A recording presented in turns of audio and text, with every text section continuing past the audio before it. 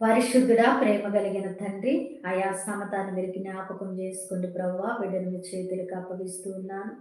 అయా అన్య జనాంగం అయినప్పటికీ మిమ్మల్ని ఆరాధించి మీరు నిజ దేవుడని ఎరిగి మీరు కార్యము చేస్తారని విశ్వాసంతో ప్రభువా నిలబడి ఉండగా తండ్రి, నీవు బిడ్డ జీవితంలో గొప్ప కార్యం చేయబోతున్నావు తండ్రి. నాయన వారి భర్త నాయన మరి సింగపూర్‌లో ఉంటూ ఉండగా పరిస్థితులు ఏమిటో, స్థితిగతులు ఏమిటో నాకు తెలియదు గానీ ప్రభా, హృదయ రహస్యాలు ఎరిగిన దేవుడవు నాయన.